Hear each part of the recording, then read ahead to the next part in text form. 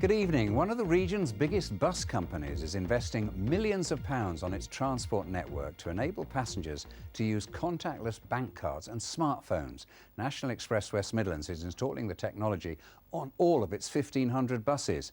Passengers have often complained that the company doesn't give change when buying a ticket, leaving them out of pocket. Our transport correspondent Peter Plisner has this exclusive report. More than 1 million people travel by National Express buses every day, and the company has never given change. An inconvenience for passengers. End up missing the bus or you're paying extra. Put pounding, oh, you should have got some change, you don't get the change. I don't know what they make on that. And it's also a headache for this Birmingham newsagent. Despite the sign, hundreds of people every day still ask for change.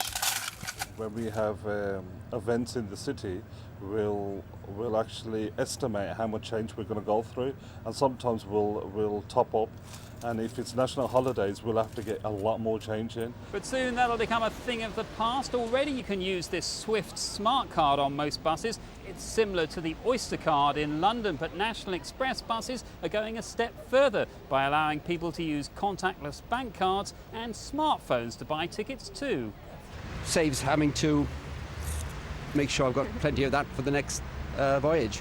I grew up around here, but I now live in London, so I use my contactless payment quite a lot. In London, buses, the tube and trains all accept contactless payments. It follows the Oyster revolution a decade ago. And we are going to charge him then at the end. Today, National Express signed a multi-million-pound contract to fit new card readers to its 1,500 buses. Like any company, we're investing for the future. We want to grow, and we know we need to provide better facilities, better buses, better ways to pay. But will contactless payments ever replace cash entirely? The German company that's won the contract thinks it will. This is also driven by the use of mobile phones with mechanisms like Apple Pay and Google Pay, and we think that contactless over a certain period of time will surely replace cash and other payments methodologies. National Express will trial the new payment system on a route in Coventry, and all the company's buses should go contactless within 2 years. And Peter's at Birmingham's New Street station right now. Peter, contactless coming to the buses then. What about the rest of the transport network?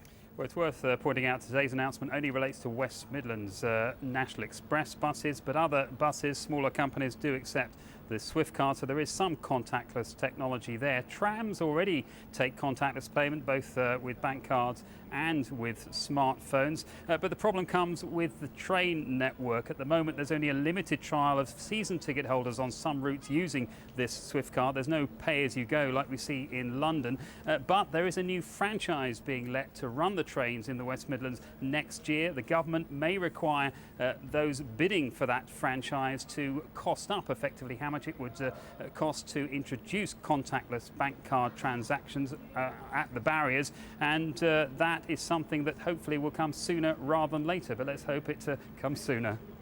Peter, thank you. Police are investigating after dozens of anti-Muslim leaflets were delivered to homes in parts of Birmingham. Officers say it's being treated as a racially aggravated offence, and this material was intended